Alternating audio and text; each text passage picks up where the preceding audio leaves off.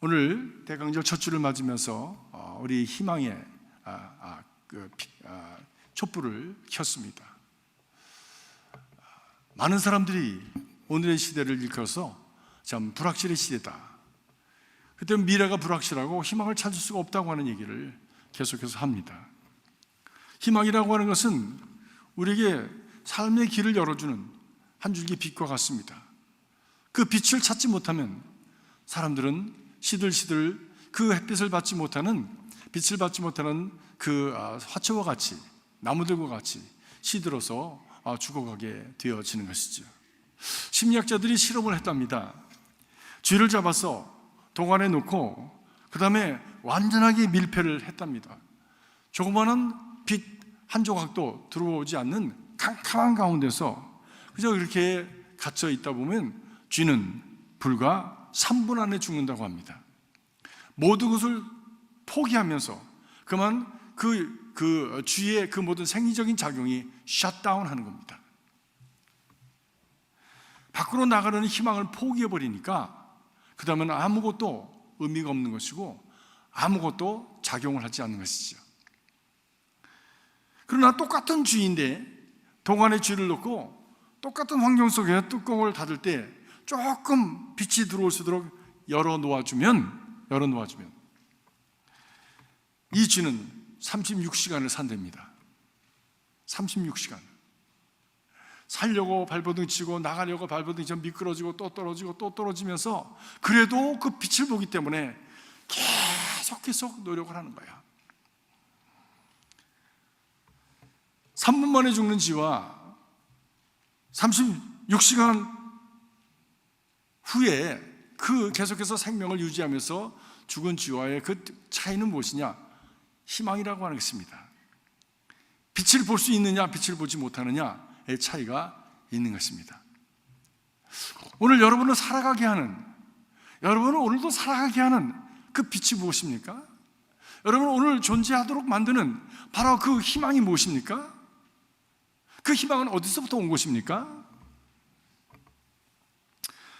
신학자 에밀 브루너라고 하는 분은 허파에 산소가 필요하듯이 우리 인간이 사는 데는 희망이 필요하다 말씀입니다.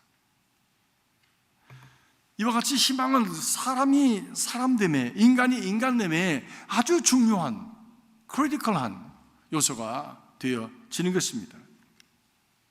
그 희망 때문에 오늘을 살아갈 어떤 의욕도 생기고 동기도 생기고, 그리고 그 희망 때문에 오늘을 살아갈 그런 어떤 힘을 얻게 되어지는 것입니다.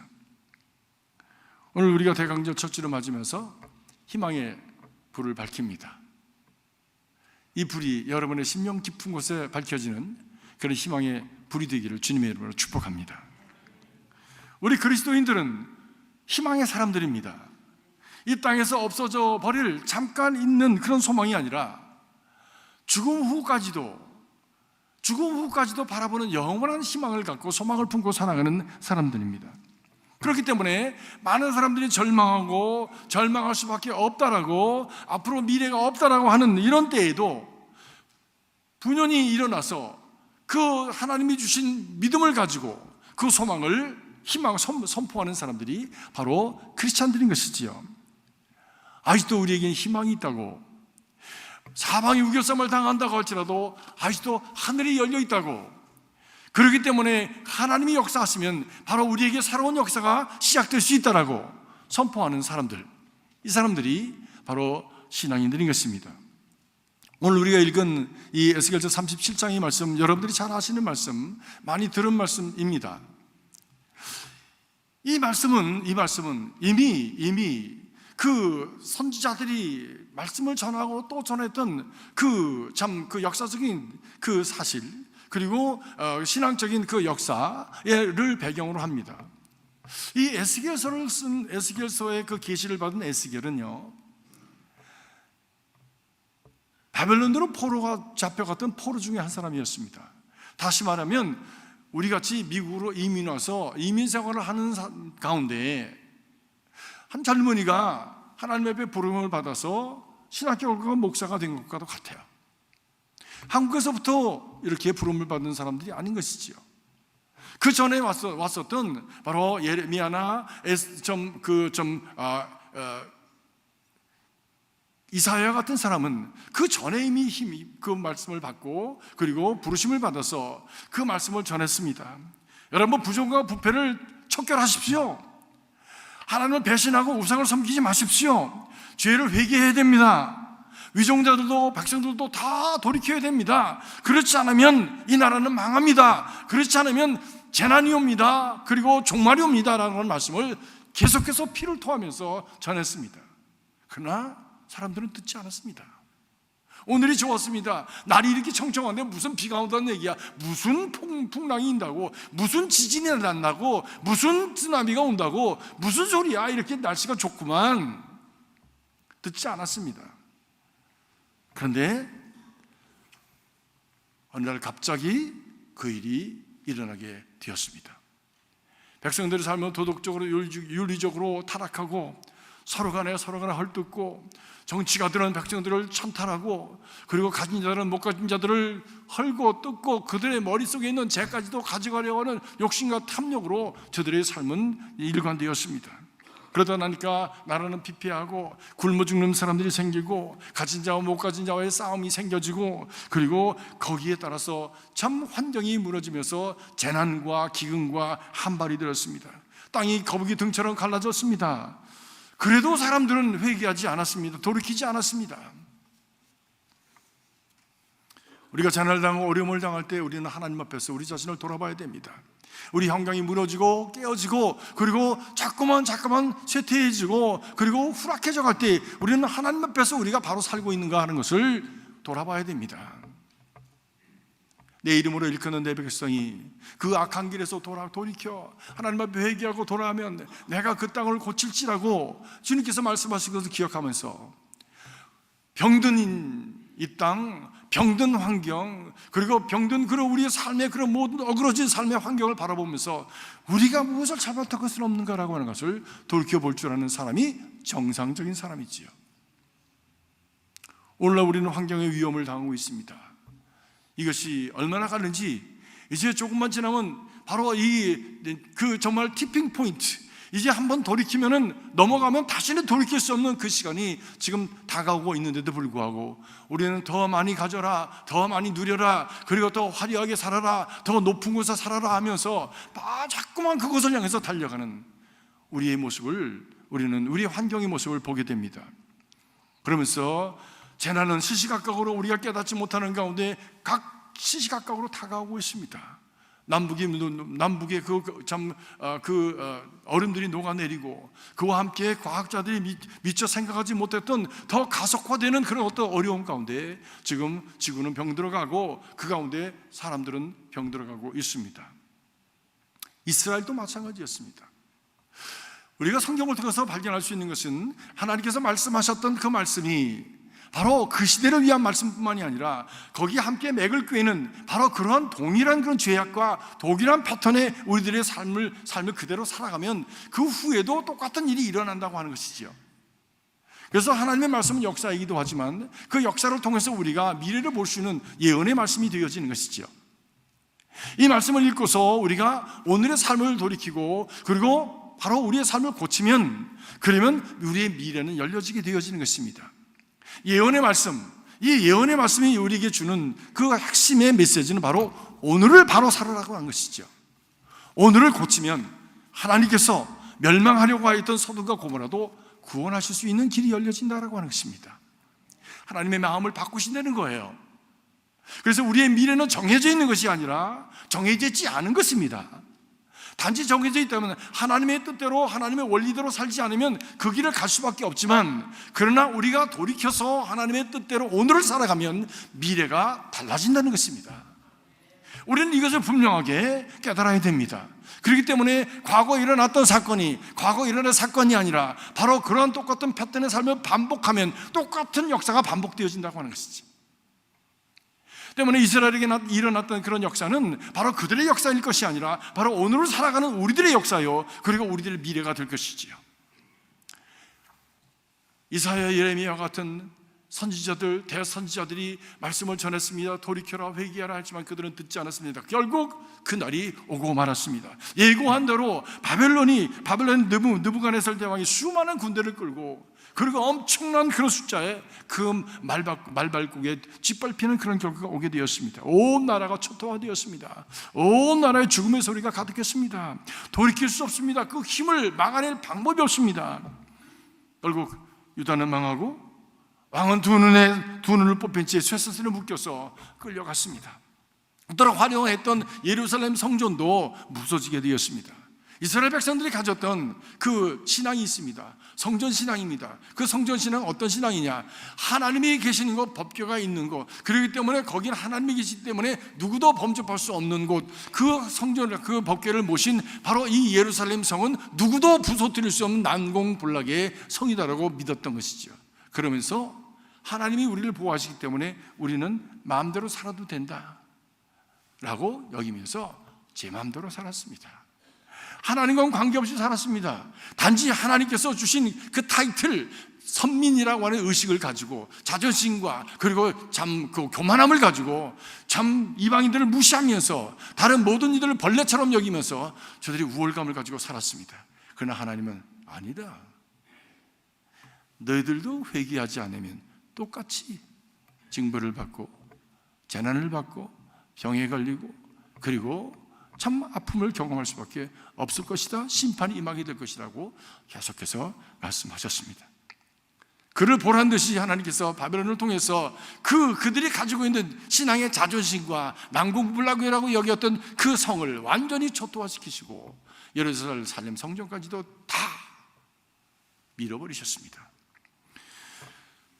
백성들은 유다도 바벨론으로 끌려가고, 그리고 유다 땅에 남은 남은 자들은 예배할 곳이 없어서, 예배당에 가고 싶어도 갈 곳이 없어서 저들은 방황하게 되었습니다. 마을마다 죽음의 바람이 불었습니다. 땅에 남은 여인들과 아이들은 거지처럼 먹을 것을 찾아서 이곳을 산지 사방으로 흩어 다니면서, 그리고 서로를 오늘은 네 아이를, 내일은 내 아이를 먹자, 잡아먹자라고 하는 일이 닥치게 된다고 얘기했습니다. 온 땅에 그 골짜기마다 뼈다귀가 가득했습니다. 죽음의 뼈다귀입니다. 누구도 장사를 지내주지 않았기 때문에, 너나 할 것 없이 모든 집안이 다 죽음을 보았기 때문에 장사 지낼 처리가 없으니까 그 시신이 그냥 길거리에 널브러져 있었고, 그리고 와서 동물들이 먹고 새들이 뜯어먹는, 그래서 뼈가 가득한 그런 도시가 되었습니다. 이런 상황에 하나님께서 에스겔 선지자를 부르십니다. 저 바벨론의 강가에서 거닐고 있었던 한 젊은이를, 아마 기도하고 있었을지 모르지요. 근데 갑자기 그에게 하나님의 성령의 감동하심이 임했습니다. 하늘 문이 열리고 그에게 하나님의 음성이 들렸습니다. 에스겔아, 너는 나를 따르라 하고 에스겔을 들어서 그를 인도해 가시면서 그에게 전해야 될 말씀, 계시의 말씀을 그에게 주신 것이죠. 그리고 오늘의 말씀 37장에 보니까 그를 한 골짜기로 인도하시는데 그 골짜기에 천지가 마른 뼈였더라 그랬습니다. 근데 그 마른 뼈가 오래되었다, 생기가 하나도 없었다는 것이지요. 생기 없는 마른 뼈, 이곳저곳에 누구 뼈인지도 모르는 것이 산지 사방에 흩어져 있는 그 마른 뼈를 바라보면서 하나님의 음성이 그의 심령에 들립니다. 인자야, 이 뼈들에게 희망이 있느냐? 이 뼈들이 능히 살겠느냐? 말씀하신 것입니다. 그 골짜기의 상황을 오늘 본문 2절은 이렇게 말씀하고 있습니다. 뼈가 심이 많다고 하는 것, 나를 그 뼈 사방으로 지나가게 하시기로 본즉 그 골짜기 지면에 뼈가 심이 많고 아주 말랐더라. 캄보디아에 갔습니다. 캄보디아에 가서 참 죽음의 박물관에 갔었습니다. 폴포트 정권이 들어서면서 몇 년 사이에 지성인처럼 보이는 사람들, 안경을 꼈거나 아니면 손이 매끈한 여자처럼 손이 이렇게 매끈한 사람들은 다 잡아서 죽였습니다. 200만을 죽였어요. 그 당시에 그 캄보디아 문화, 그리고 지식, 그리고 전통, 그런 모든 것을 지켜가던 그런 유수한 지성인들이 그때 다 죽었습니다.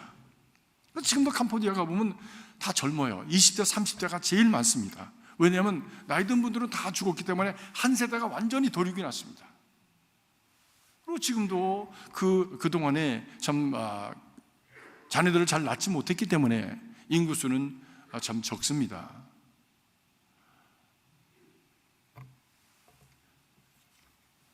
사람의 해골로다가 이렇게 탑을 쌓아놓고요, 거기서 들어가다 턱 걸렸는데 보니까 사람의 뼈야.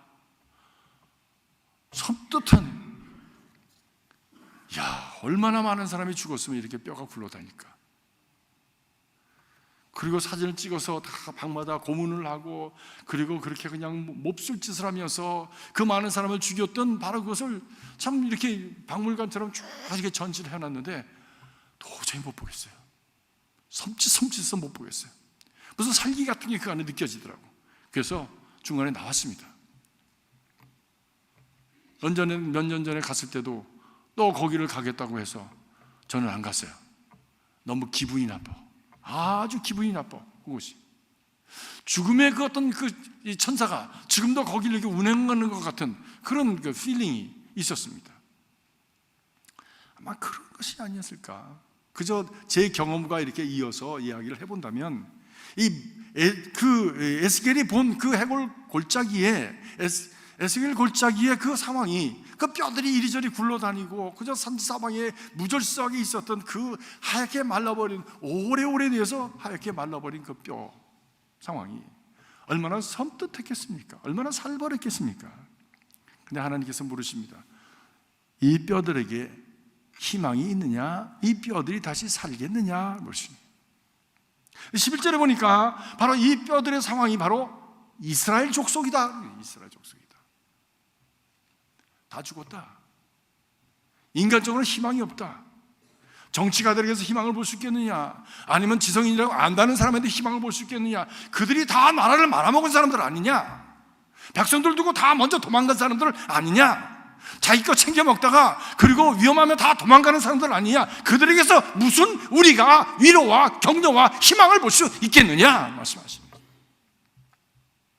우리나라 역사도 마찬가지 아닙니까?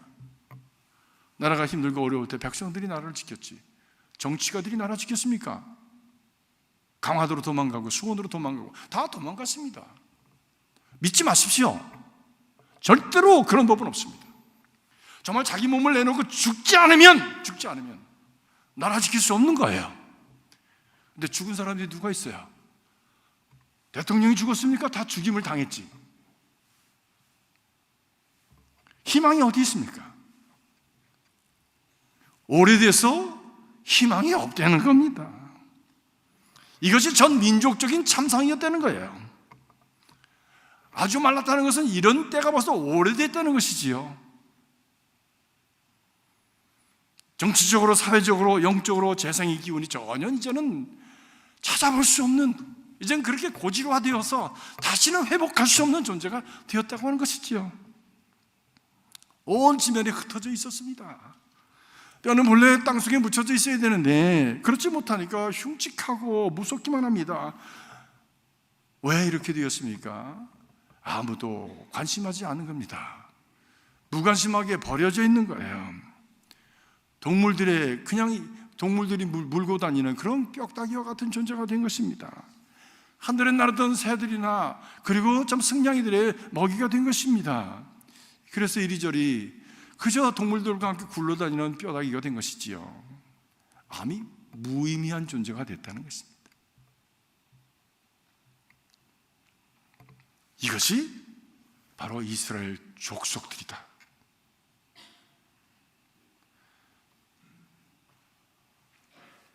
이를 바라보는 선지자의 마음이 어떻겠습니까? 두 눈이 뽑힌 채 적들에게 질질 끌려가는 지도자를 바라보아야 되는 그런 백성들의 마음이 어땠었겠어요? 남녀 젊은이들이 굴비 꿰듯이 다 그 적진으로 끌려가는 그 모습을 보는 부모들의 마음이 어떻겠었습니까? 지도자들은 다 도망가고, 그리고 죽임을 당하고, 저들이 믿던 성전은 다 파괴되어져 버리고, 예배가 사라져 버리고, 희망을 잃어버린 그 황폐한 절망적인 상황을 바라보는 그들의 마음은 어땠을 거예요? 지금까지 가지고 있었던 그런 모든 자기들의 그 자존감 내지는 자존심, 그리고 가지고 이거는 아니겠지라고 여겼던 그 본물까지도 다 부서져 버리는 절대 절명의 절망. 어디서 시작해야 될지 모를 절망. 이것이 저들에게 주어진 상황이었습니다. 이때 하나님의 말씀이 들려오는 겁니다. 이 뼈들이 살겠느냐? 그때 에스겔이 그 자신감 없는 대답을 합니다. 주여, 주님이 아십니다. 주님이 아십니다. 라고 대답하는 것입니다. 이 말을 가만히 곱씹어 보면 에스겔은 나는 자신이 없습니다. 내 눈에 보기에는 이것은 불가능합니다.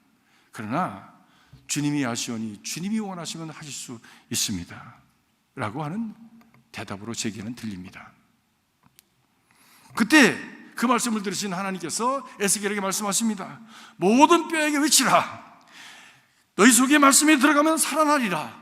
그리고 메마른 뼈들에게 생기가 들어가게 하라 말씀하셨습니다. 그러면 저들이 일어나 큰 군대가 될 것이다 말씀합니다.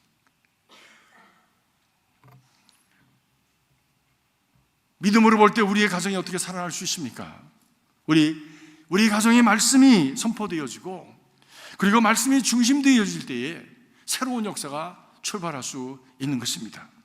하나님 말씀이 우리 자신과 우리 자녀들의 마음의 기둥처럼 세워지고, 그리고 하나님의 성령께서 우리의 가정에 임하실 때에, 인도하실 때에 우리의 가정이 새로워지고, 그리고 소망이 생겨지게 되어지는 것입니다. 이 말은 무슨 말씀입니까? 소망이라고 하는, 희망이라는 것은 어디에 근거하는 것입니까? 소망은 신뢰에 근거하는 것입니다. 믿음에 근거하는 것입니다. 믿음이 없는데 무슨 소망이 생깁니까? 아무도 신뢰할 수 없는 내가 무슨 희망을 걸 수가 있어요? 그 희망의 근거가 무엇입니까? 우리에게 희망의 근거가 되는 믿음은 어디에 근거한 겁니까? 그 믿음은 바로 하나님의 말씀에 근거한 것이어야 된다고 하는 것이죠. 사람의 말 다 부서졌습니다. 사람이 세워놓았던 생각, 신학 다 부서졌습니다. 저들이 가졌던 그런 어떤 자존감, 스스로가 옳다고 했던 그런 모든 어떤 체제나 논리가 다 부서졌습니다. 이 다 부서진 가운데서 어떤 희망을 가질 수 있으려면 어떤 근거가 있어야 되는데, 하나님은 오늘 말씀하시기를 말씀을 대언하라고 하시는 것이죠. 이 말씀을 대언해서 이 말씀의 믿음에 근거할 때에 희망이 생겨진다. 희망이 생겨진다. 여러분이 가지신 신앙, 희망은 어디에 근거한 것입니까? 경기가 좋아진대. 그럴 거야 라고 하는 게 근거하고 계십니까? 미래가 좋아질 거야 라고 하는 것에 근거하고 계십니까? 그냥 그럴 거야 라고 하는 I wish에 근거하고 계십니까? 오늘 성경은 우리에게 말씀합니다. 하나님의 말씀에 내 호프를 두어라. 그 믿음으로부터 세워지는 희망이, 그것으로부터 나오는 희망이 참 희망이고 삶을 살릴 수 있는 희망이 되어진다라고 하는 것을 우리에게 말씀하고 있는 것입니다. 우리 교회가 어떻게 생명으로 다시 일어날 수 있습니까? 어떻게 우리 교회가 부흥하는 교회가 될 수 있습니까? 그것은 말씀에 근거한 희망을 가질 때에 교회가 다시 일어날 수 있는 것입니다. 교회가 부흥했으면 좋겠다, 우리가 좀 뜨거운 삶을 살아갔으면 좋겠다, 하나님 복된 가운데 살아갔으면 좋겠다 라고만 우리가 그 마음을 품는다면 그것은 I wish가 되어지는 것이죠. 그러나 구체적으로 우리의 희망이 되어지고, 구체적으로 그 희망이 우리의 삶 속에 새로운 생명으로 군대처럼 일어나서 에너지가 폭발하는 그런 어떤 삶을 살아가기를 원한다면 바로 그것은 말씀에 근거한 것이어야 되고, 말씀에 근거한 소망을 가져야 된다고 하는 것이죠. 그래서 이 교회에 나오는 모든 이들은 말씀을 배우든지 가르치든지 바로 거기에 집념할 때에 바로 우리 교회 안의 성도들이 복 있는 삶, 앞으로 어두움 가운데서도 하나님의 역사를 바라보면서 하나님의 역사에 동참하는 그런 희망의 사람들이 되어 줄 수가 있는 것입니다. 생기를 잃고 마른 뼈처럼 되어지는 그런 상황 속에서 누가 봐도 참으로 희망이 있겠는가라고 하는 그런 상황에 떨어진다고 할지라도 새로운 소망을 보는 그런 역사가 일어나게 되어지는 것이죠. 언젠가 타임지가 21세기 최고의 인물 중에 한 분을 오프라 윈프리를 선정을 했습니다. 여러분, 오프라 윈프리를 잘 아시죠? 다 TV나 소문을 통해서 다 들으셨을 겁니다. 흑인 여자인데 참 TV 그 프로그램 진행하는 모습을 보면 너무나 제 마음의 눈으로 볼 때 아름다워요. 어떻게 이렇게 당당하고 자신감 있고, 어떻게 이렇게 그분의 입에서 나오는 말이 희망적이고 많은 사람들에게 그 용기를 주는지 모르겠어요. 자기가 가진 것을 마음껏 나눠주는 그런 삶 살아가고 있습니다. 근데 그분은 엄청난 부와 명성을 가지고 사람들의 인기를 가지고 정말 많은 사람들에게 인정받는 그런 삶을 살아서 어느 정치가보다도 더 참 영향력을 가진 그런 삶을 살아가고 있습니다. 그러나 원래부터 그가 무슨 부자 집에 태어났다든지 무슨 위대한 정치가의 집에 태어난 사람이 아닙니다. 과거는 처참하리만치 비참했습니다. 남부 미시시피에서 자란 흑인으로서 갖은 학대와 멸시와 가난 속에서 자라났고 그것이 자기 운명으로 받아들이면서 자랐던 어린아이였습니다. 어머니는 미혼모였습니다. 미혼모에게서 태어난 사생아였어요. 수돗물도 나오지 않고 시골 할머니 밑에서 겨우 그냥 할머니의 그 도우심으로 겨우 연명하면서 살았던 아이인데, 그나마도 어린 나이에 사촌 오빠에게 강간을 당했고 계속해서 주변에 있는 사람들에게서 성적 학대를 받았습니다. 어뷰즈를 당한 거예요. 섹슈얼 어뷰즈를. 만신창이 되었죠. 14살의 아기를 또 낳았어요. 그런데 그 아기가 다시 말하면 죽은 아이를 낳게 되었습니다. 정말 14살 아직 봉오리로 꽃 피워지지도 않은 그런 참 어린 나이에 엄청난 그 상처와 아픔과 깨어진 그런 어떤 존재가 되어졌던 것이지요. 그런데도 불구하고 이 오프라 윈프리가 이렇게 정말 미국에서 가장 유명한 여인 중에 하나요. 그리고 어느 누구보다도 영향력 있는 존재로서 긍정을 얘기하고 많은 사람의 희망이 될 수 있었던 이유는 그가 믿음을 통해서, 자기가 경험한 믿음을 통해서 살아가기 때문입니다. 그가 회복할 수 있었던 것은 하나님의 말씀이었다고 얘기합니다. 특별히 에베소 4장 6절에서 7절까지 말씀을 그가 얘기합니다. 하나님은 한 분이시니 곧 만유의 아버지시라. 만유 위에 계시고 만유를 통일하시고 만유 가운데 계시도다. 우리 각 사람에게 그리스도의 선물의 분량대로 은혜를 주셨나니 라고 합니다. 하나님은 지금도 살아가셔서 운영하고 계시고 지금도 다스리고 계시고 모든 곳의 중심이 되시는데, 그분이 각 사람에게 그리스도의 분량대로 은혜를 주셨다. 그가 그 말씀을 들을 때 그럼 나한테도 주셨다는 얘기 아니야? 나한테도 주셨다고 하는 얘기 아니야? 그 은혜가 무엇일까? 그 분량이 무엇일까? 라고 하는 것을 생각하면서 그가 내게 주신 은혜가 무엇인가를 찾아가기 시작했다고 하는 것입니다. 사랑하는 성도들, 인생이 다 깨어지고 아직 피어나지도 못할 존재로서 그저 다 상처받고 무너져버리고 밟혀버린 것 같은 그런 존재임에도 불구하고 여전히 하나님의 은혜를 찾자 하나님께서 그를 도와주시는 은혜가 임하게 되었습니다. 그녀에게 하나님의 존재는 세상의 모든 어려움과 좌절을 이기고 견뎌낼 수 있는 유일한 희망이 되었습니다. 그분이 내게 은혜 주신다, 은혜 주셨다, 앞으로도 또 주실 것이다.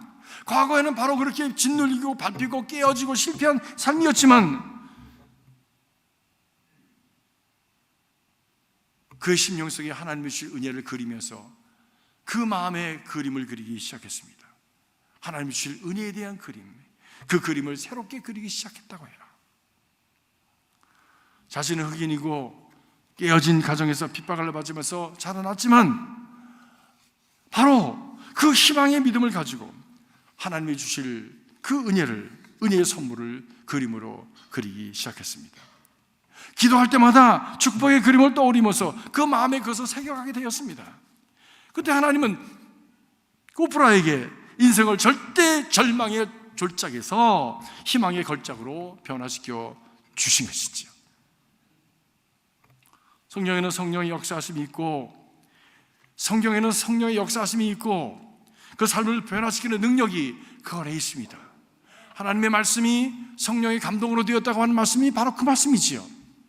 글자가 아니라 글자 속에 담겨져 있는 하나님의 그 성령의 역사가, 어우러짐이 거기에 함께 있다는 말씀이에요. 그것이 능력이 된다는 말씀이지요. 그 말씀이 바로 그 성령의 역사가, 말씀과 함께하는 성령의 역사가 야만인을 신사로 만들고 마른 뼈를 좀 새로운 인생으로 변화시키는 생명으로 새롭게 일어나게 하는 변화의 능력을 부어준 것입니다. 오늘 에스겔의 외침은 소망을 잃고 두려움으로 이 땅에 살아가는 많은 사람을 향한 메시지의 한 줄로 믿습니다. 마른 뼈에도 희망이 있다. 마른 뼈에도 희망이 있다. 오늘 살아가면서 아무 희망을 찾을 수가 없고, 더 이상 어떤 의욕도 가질 수가 없고, 이제는 모든 것을 다 손을 놓고 포기하고 싶은 그런 심령이 있으십니까? 마른 뼈에도 희망이 있습니다. 언제? 하나님께서 함께 하실 때에. 하나님이 함께 하시는 어떤 통로를 통해서 오는가? 바로 말씀을 통해서 오는 것입니다. 말씀을 읽으십시오. 말씀을 접하십시오. 그 말씀을 가까이 하십시오. 그 가운데 어느 순간에 성령께서 우리의 마음에 불을 지피시면 그 불이 생명이 되어지고, 생명이 능력이 되어지고, 우리 삶을 회복시키는 하나님의 놀라운 은혜가 되어지는 것입니다. 바로 그때 내가 살고, 우리 가정이 살고, 우리의 삶이 회복되어지는 역사가 일어나게 되어지는 것입니다. 그런 사람들이 모여서 교회를 이루고, 그런 사람들이 모여서 사회를 이루고 공동체를 이룰 때 바로 우리 믿음의, 우리의 공동체가 살고, 나라가 살고, 그리고 민족이 사는 역사가 일어나게 되어지는 것이지요. 저는 개인적으로 정치적인 통일은 믿지 않습니다. 정치적인 통일은 되어도 힘듭니다. 이북 사람들 보십시오. 그들의 그 정신력과 그리고 사상적인 무장을 우리 남쪽 사람이 이겨낼 수 있겠습니까? 그래서 통일이 된다고, 그것이 좋은 나라가 온다고 우리가 얘기할 수 있겠습니까? No, 저는 믿지 않습니다. 오직 하나님의 말씀, 복음으로 통일되어야 합니다. 그래서 이때에, 바로 이때에 우리가 감당해야 될 그 마지막 그 땅끝은 어디인가? 바로 이북일 것이에요. 세계의 모든 사람들이 경악하고 정말 어떻게 저런 나라가 있을 수 있을까라고 생각하는 바로 그곳이 저는 개인적으로는 땅끝이라고 여깁니다. 그 땅끝을 위해서 기도하시기 바랍니다. 사도 바울이 로마 교인들에게 말씀으로 부탁하면서 너희가 나를 서번화에 보내주면 내가 그곳에도 가겠다라고 그렇게 염원하였던 것처럼 우리가 함께 기도하면서 그 이북에도 복음이 능력 있게 들어갈 수 있도록 여러분 기도하셔야 됩니다. 그것이 우리가 이 마지막 때에 감당해야 될 선교적인 사명이라고 저는 믿습니다. 많은 교회들이, 많은 성도들이 바로 이런 꿈을 가지고 지금도 일을 하고 있지만, 좀 더 효과적으로, 좀 더 능력 있게, 좀 더 적극적으로 바로 이런 복음의 역사가 그 땅에도 이루어질 수 있도록 여러분 함께 기도해 주시길 부탁드립니다. 마른 뼈에도 희망이 있다. 희망이 있다.